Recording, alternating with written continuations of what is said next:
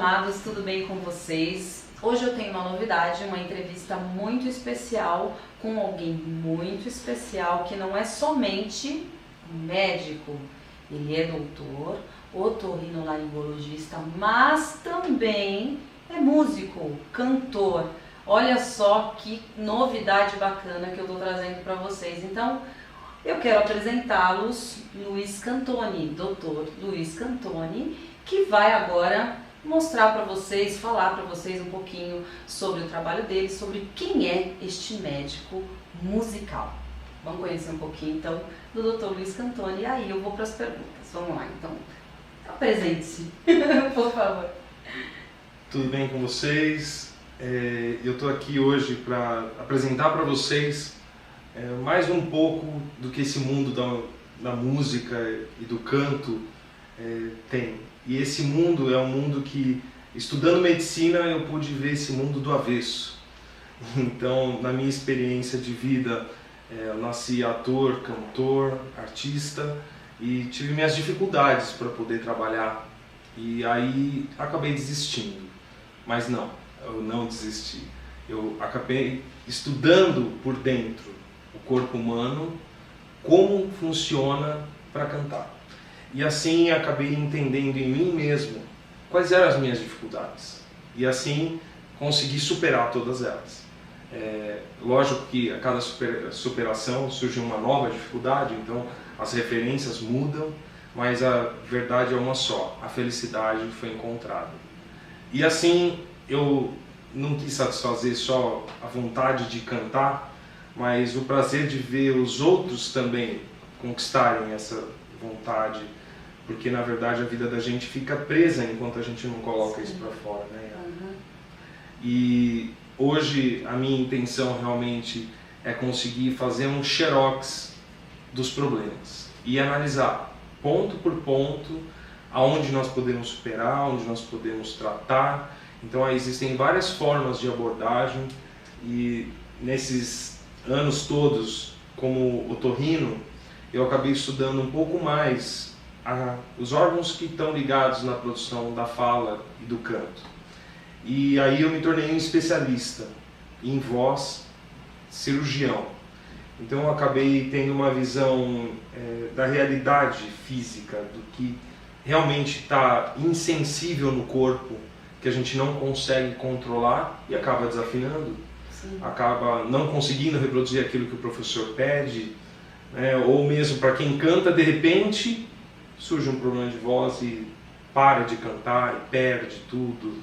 Então, esses anos trabalhando como otorrino especialista me deram realmente uma visão nua e crua dos problemas, né? E lógico que existe a abordagem física e a abordagem emocional, que eu diria que essa é a modernidade, lidar com as emoções. Sim. De uma forma inteligente. Então o desenvolvimento da sensibilidade do corpo para a gente poder chegar no nosso inconsciente. Então o poder da meditação acalma o consciente e aí a gente chega ao inconsciente e aí a gente consegue entender realmente os nossos limites, né? E aonde a gente pode expandir. Então aí realmente é um trabalho que nós estamos desenvolvendo a sensibilidade dos controles, dos exames, das cirurgias, e entendendo que essa expansão emocional ela é muito mais poderosa do que qualquer cirurgia ou qualquer realidade material ou física. Então, acho que em cima dessa realidade emocional a gente vai ter muito a conversar com ele. Ah, que bacana, hein? Isso, um doutor, hein, gente? Bom, então eu vou fazer agora algumas perguntinhas que eu recebo bastante no blog e são dúvidas de uma grande maioria. A primeira delas é, pessoas que ficam roucas após cantar, qual seria o primeiro passo para que essa pessoa consiga saber quais os motivos, ou seja, o que pode ocasionar essa rouquidão após cantar algumas horas? Então assim, isso acontece bastante, as pessoas têm relatado isso bastante. Então, qual o conselho que você daria? Qual o primeiro passo que essa pessoa deve... Sim. é muito semelhante assim, se acabar a energia de casa, a gente está aqui, acabar a luz, a gente vai ter que ver se é o interruptor, se é a chave geral, se é o transformador, deu um raio e acabou na cidade toda. Ou seja, quando acabar a voz, você está cantando e acabou, a gente tem que entender qual é o nível de comprometimento disso. Então, na voz a gente tem o nível do órgão mais importante da vibração, que é a corda vocal, que é muito sensível, é um órgão muito delicado, que realmente um pigarro some toda a voz. Sim. Não é nenhum problema, mas é um pigarro. Um simples pigarro corta uma nota. Então, quando o problema aí entender o que aconteceu, se é frequente, se já está vindo muito tempo, isso tudo é necessário realmente muita atenção, porque às vezes é uma informação que dá, você mata toda a charada, todo o diagnóstico Sim. com uma informação. Então, o que eu tenho a dizer para quem tem o costume de cantar e depois sente que ficou rouco, procure fazer um exame, uma consulta. Mais do que o exame, eu acho que é realmente o médico entender o que tem acontecido na rotina de quem canta. Se a pessoa já tem alguma dificuldade e aí insiste em cantar e piora a qualidade, tem que ser analisado. Mas principalmente o exame das cordas vocais é fundamental, porque é uma membrana de 1,5 centímetro a 2 centímetros, que 1 milímetro desses 2 centímetros já some o agudo, por exemplo. Uau. Então, com 1 milímetro ocorre uma grande transformação. Sim. E assim também, você resolver 1 milímetro, você recupera todo o problema. Então, isso é muito sensível. E tem pessoas que acostumam ficar com a voz rouca e depois o problema de 1 milímetro vira 5, Sim. depois vira 10 milímetros, e aí de repente está ocupando a corda inteira. Então, assim também, a recuperação é proporcional a isso. 1 milímetro recupera mais rápido do que 10. O diagnóstico, então, é o primeiro passo? É o primeiro ponto. Um exame completo, né, de um especialista em voz. Sim, de preferência. Os exames são muito comuns. É um raio-x. Mas se não regular direito a máquina, se não exigir do paciente o que é para ser avaliado, porque não basta uma foto. Você tem que tirar a foto do momento certo. Então, esse é o detalhe que, para mim, como cantor e como músico, eu consigo gravar o momento que vai ser útil para a gente avaliar. Muito bacana. Sensacional. Tá aí a dica, mais do que uma dica, né? É algo que você deve fazer se você quer levar isso a sério. Bom, uma outra questão. Eu gostaria que você dissesse para a galera aí 3 mitos que os cantores precisam estar cientes. 3 mitos, assim, aqueles... Não, isso aí... Pois é. Pega aquela garrafa d'água ali. Esse é o primeiro mito. Tá, nós vamos falar sobre o mito da água. Ai. O mito da água é assim, essa aqui é uma garrafa de 1 litro e que o cantor ele se sente responsável em beber isso aqui inteiro durante o show e antes e depois talvez. A água é um mito, porque a água ela é fundamental para hidratar. Sim. Né? Então nós temos uma necessidade diária de 2 litros. É diário, porque a gente está transpirando, porque a gente está respirando, então existe uma perda da água na pele, uma perda na respiração, além da urina e além dos sucos líquidos todos do nosso corpo. Então essa necessidade é de sobrevivência, então nós temos que beber água sim. Mas ali quando a gente está cantando, o mito é esse, a gente precisa tomar a garrafa toda? Ah, mas eu estou suando, eu estou na luz, isso dá uma transpiração, aumenta? Sim. Só que não a cada detalhe você está tomando água, e muita água. Porque essa água ela está distendendo o estômago. Então o estômago ele tem um limite de 500 ml. 500 ml. Que passou desses 500, o tecido do estômago, que é um músculo, ele já está dilatado e tensionado. Sim. Essa tensão, ela muda a postura diafragmática. Então o mito da água ele é importante porque o que vale da água quando a gente está cantando é para ele tirar saliva espessa. É um gole já. É um gole, mas o que importa não é a água, e sim a deglutição. Então é a deglutição completa, que é o exercício da língua mais importante. A língua é o único músculo articulatório que ele é capaz de limpar todo o tecido interno da mucosa, até a laringe, até a corda vocal. Então é como se fosse a nossa bucha, para limpar, para desembaçar o vidro que está embaçado. Você não precisa esfregar, ou seja, você não precisa ficar lavando muito isso. Não, é simplesmente passar a bucha uma vez, desembaçou. Sim. Você não precisa ficar raspando o negócio e nem lavando com muita água. Que essa é a secreção que fica acumulada no trato todo.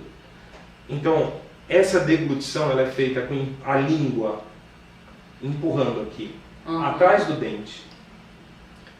E você vai engolir com a língua aí, atrás do dente. Agora, fecha os lábios, engole empurrando a língua contra os dentes. Você sentiu que a língua bateu lá atrás do dente? Sim. Que diferente que é. E se você colocar o gole d'água na boca e fizer isso, essa água vai ser espirrada na garganta, com a pressão da língua e do lábio. Então esse é o exercício que é um exercício de alongamento. A deglutição ela é primitiva no nosso sistema neurológico à respiração, à fonação. Ela é primeiro a respiração, depois a deglutição, depois a fonação. Então a deglutição ela tem o uso de todas as estruturas da fonação, só que no alongamento máximo, tanto para cima e para baixo quanto para os lados. Então quando a gente faz esse movimento da língua e faz a deglutição, nós estamos alongando toda a musculatura. Se a gente contar em tempo, a deglutição ela demora em torno de 2 segundos. É 2 segundos. Que seria o tempo, se a gente vai falar num texto, é o tempo de um ponto. Não de uma vírgula, mas de um ponto. A vírgula é a nossa respiração. Sim. O ponto é a nossa deglutição. Então, ao final de cada expressão, a gente deveria deglutir. E aí não vai acumular a secreção na garganta. E aí não precisa ficar lavando e enchendo o estômago de água. Então, essa coordenação de deglutição, ela seria superior a beber. Porque beber água é normal, a gente tem que beber. Tem que beber, você tem que dar mas uma corpo. não, eu vou cantar, eu preciso beber água. Não, eu vou cantar, eu preciso aprender a respirar e deglutir. Isso é muito mais importante do que falar, eu vou aprender uma técnica. Não, isso é primeiro, o teu corpo precisa funcionar. Então você precisa estar habituado a fechar a boca e deglutir. Não é aquela pessoa que fala, ou canta sem deglutir, vai lá, bebe 1 litro d'água. Então esse é o mito da água. Foi sensacional. Temos um outro mito. Eu acho o mito do aquecimento. É um mito que eu acho engraçado, porque as pessoas estão aprendendo a cantar, a gente fica horas fazendo um estudo, né? Aí a gente abre uma articulação e estuda aquela articulação em todos os limites, todos os intervalos, e a gente vai trabalhando aquilo, e a gente sente, nossa, que bom, quando eu for cantar eu tenho que fazer isso, porque minha voz ficou boa. Sim. Esse é o raciocínio, vamos dizer, normal, né? Como a gente evolui o pensamento, padrão. E a gente adota esses comportamentos como aquecimento. E a gente vai dizendo, não, então aquele professor falou isso para mim, aquele isso e tal, então eu tenho uma rotina de aquecimento. Sim. Porque você aprendeu o estudo. Isso é um mito, porque na verdade isso é o estudo que te fez efeito, mas não quer dizer que é isso que vai te aquecer. Então o mito do aquecimento é a gente preparar o corpo para cantar numa apresentação, não é bem aquecimento, seria sensibilização. A gente tem que estar sensível o suficiente para aquilo que a gente vai executar. E concentrado, foco. É muito diferente de falar, eu vou aquecer como se aquece um atleta de futebol, ou um atleta de qualquer esporte, que aquele atleta precisa realmente aquecer a perna, aquecer o quê? A contrair o músculo. Na contração do músculo, a fibra interrompe o sangue. Então o músculo ele esvazia de sangue e aí quando ele relaxa, enche de sangue, ou seja, você está oxigenando o músculo. Uma contração e um relaxamento, você já faz a circulação. Então, aquecer, na verdade, é uma contração, 2, 3. Essa é a conta. 1, 2, 3, não 20, 30. Você faz 20, 30 vezes quando você está estudando, para você memorizar aquele movimento que você não conhece, não tem controle. Quando você já tem controle, realmente aquecer, a gente não pode perder nossa energia. Nós só temos que ligar o botão. Exatamente. Então, aquecer é muito sério. Você pode fazer alguns exercícios que ligam os botões, mas não há exaustão. E muito menos ficar cantando a música antes, achando que cantando a música toda antes de ir lá no palco, eu estou aquecendo. Não, você gastou toda a tua emoção antes de ir lá na frente do público. Então, diferenciar aquecimento e estudo, eu acho que é o grande ponto. Então, nem tudo que é exercício é aquecimento. E aí, é para isso que serve o profissional coaching, professor de música, que vai entender, olha, você precisa disso e daquilo para preparar seu corpo, que ainda não está memorizado. E aí, aquela coisa do equilíbrio. Quando a gente cai, a gente pode cair para qualquer lado. Se eu cair para trás, eu tenho que ter essa cadeira. Se eu cair para frente, a cadeira é você que tem que me segurar. Sim. Então, equilibrar alguma coisa nem sempre é a cadeira. Porque se eu cair para frente, tem que ser você. Então, o exercício é que vai dar esse amparo. Existe o exercício que para você cair para frente, o exercício se for cair para trás. E isso não vai ser sempre igual. Na hora, olha, hoje você acordou assim. Sim. Então, a preparação começa a hora que você acorda. E não 5 minutos antes de cantar, ou 15 minutos, ou 1 hora, tanto faz. Esse período antes não é considerado importante para você estudar ali na hora, para você se apresentar. Não, você tinha que estar preparado já de manhã. Claro. Com aquilo vivo em você e sensível. Então, o que é aquecimento é o momento que vai dizer. Então, existe uma regra a ser reproduzida, ou, não, eu tenho que fazer assim assado porque está aqui. Não, isso eu não estou com nenhum problema. Tem que ter um alongamento do corpo inteiro, não é só aqui ou aqui. Certo. Esse é o mito do aquecimento. Que bacana. E um terceiro mito que você possa quebrar? Eu tenho... Mythbusters agora. Eu tenho muitos mitos, né, que eu, como músico que eu era e me tornei médico, foi isso tudo que eu fiquei tirando da cabeça. Não, isso não é verdade, ou isso é verdade. Os mitos todos sobre comer alguma coisa faz bem para a voz, né? As pessoas me perguntam, romã, mas é o chá, mas é a fruta, ou o gengibre, ou maçã. O que for maçã. Tudo que a gente come não vai passar na corda vocal. Isso, por favor, todos têm que entender isso. Até a água não passa na corda vocal. Assim também, o álcool, quando a pessoa bebe, também não queima a corda vocal.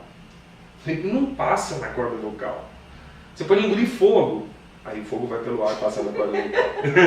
Mas a bebida, o líquido, o sólido, não passa pela corda vocal. O que passa é o ar. Então, se você tiver um gás, passa na corda vocal.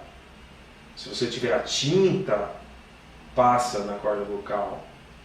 Mas se você engasgou, não passa na corda vocal. Porque o engasgo é a defesa da corda vocal. Então ela fecha. Ela é um músculo. Ela não é nada mais do que um músculo que contrai. E este mito que as pessoas têm, a corda vocal, como se fosse um ser inteligente. Não é. A corda vocal não tem a inteligência. Ela só tem o poder de contrair. E aí ela pode fechar em diversos ângulos diferentes. Aí sim, isso é postura, aí é técnica, são os ângulos de fechamento. Mas quando a gente está deglutindo e a gente está lá comendo alguma coisa, faz mal para o estômago, não é para a corda vocal. Então as pessoas falam sobre o refluxo, realmente o refluxo sobe ácido e aí isso queima em cima da corda. Às vezes, se a pessoa está dormindo, a pessoa pode engasgar com isso. Sim. Então, realmente, aí no engasgo, ele está engasgando ácido. Mas não foi diretamente o chocolate que queimou a corda vocal. Não é ele que queima, nem o whisky. É o efeito desse refluxo. É o efeito do refluxo, é o suco gástrico Sim. que queima lá em cima. Uhum. Então isso existe uma confusão É. e até principalmente, eu preciso engolir água para lavar a corda vocal porque eu estou com pigarro. Não, a água não vai lavar a corda vocal. Realmente é o movimento da língua que vai limpar a corda vocal. Porque a deglutição vai esmagar a corda e vai tirar a secreção de lá. Aí sim, essa secreção, a água que a gente bebeu leva para o estômago. Mas a água não chega na corda. Porque se a gente deglutir errado, a gente engasga. Se entrar uma gota de água, a gente engasga e tosse até não poder mais para tirar essa gota de água. Uhum. Aí sim você machuca, né? Sim. Bom. Bacana, hein? Olha, vocês estão aprendendo bastante com isso. Bom, uma outra questão que eu vejo bastante no blog é em relação à fenda vocal. Gente, as pessoas ficam enlouquecidas. Eu tenho uma fenda, o que eu posso fazer? Eu falo, gente, vamos falar com um especialista. O que a pessoa pode fazer? Ou seja, ela fez um exame, descobriu que tem uma fenda, e eu sei que existem vários tipos de fenda, enfim, não é uma coisa, né, determinada. Uma fenda, todo mundo tem uma fenda igual, não, né? Então, o que a pessoa deve fazer? Qual o procedimento a ser feito a partir dessa notícia? Eu tenho uma fenda vocal. A fenda, o nome já diz, é um espaço. A fenda de verdade, ela não é tecido, né? Ela não existe fisicamente a fenda. É um espaço entre dois lugares, que no caso a fenda é entre as cordas vocais. Então a gente tem as cordas vocais que abrem e fecham. O espaço que fica entre as cordas vocais é a fenda. Então, quando a gente vibra a corda vocal, ela faz assim. Vou pegar aqui assim. Ela faz assim. Então, se eu tiver uma fenda, aí eu vou fazer assim, ela é uma fenda em forma de um fuso. Então existe a fenda fusiforme. Certo. Existe a fenda que ela é um triângulo. A fenda triangular. Ela pode ser só lá na frente, no meio, ou seja, anterior, médio, posterior ou posterior. Esses são os tipos de fenda. Sim. Mas na verdade, quem faz a fenda é a própria corda vocal.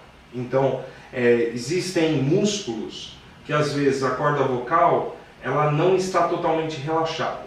Ela está assim, pronta para abrir. Ela não abriu, mas está pronta. O músculo está tensionando. A gente vai ver uma fenda triangular posterior. Essa fenda triangular posterior é ela que causa o calo. Então as fendas, elas são desvio de fechamento da corda vocal. Que, aqui no caso, como eu estou falando da fenda triangular, é algo funcional, porque a gente tem uma força errada. Certo. Ela vai gerar um calo. Pode gerar um calo. Se a pessoa usar intensamente. Se não usar, não vai ter nada. Existem fendas que a corda vocal fica assim, Tem uma bolinha no meio das cordas e não deixa encostar. Essa é a fenda dupla, ou ampulheta, porque faz uma ampulheta. Sim. Essas, inferior. Essas fendas duplas, em geral, são uma doença dentro da corda vocal. Então aí já não é mais funcional. Aí a gente sabe que não adianta ficar fazendo exercício, porque tem uma doença lá. E aí quando tem a doença, o exercício ele gera atrito na doença. Gera mais cicatriz, ou gera inflamação na corda. As fendas, para o médico, quando o médico fala, olha, tem uma fenda assim ou assado, essas fendas já determinam uma conduta do que tem que ser feito depois. Então realmente a fenda é um ponto importantíssimo para a pessoa ter o controle. Peraí, eu estou com fenda? Não estou? Porque a fenda ela é realmente o que define o fechamento e principalmente o harmônico. Se você tem fenda, você tem perda dos harmônicos. Sim, você tem as quebras, né? Tem as quebras. Então, é em cima, vamos dizer, essa seria a informação, a primeira informação que a gente tem que ter. Que em 1850, um médico que era cantor botou um espelhinho na língua e começou a ver a própria corda vocal vendo as fendas. Com um sistema de espelho, ele punha um espelho dentro da garganta, outro espelho ele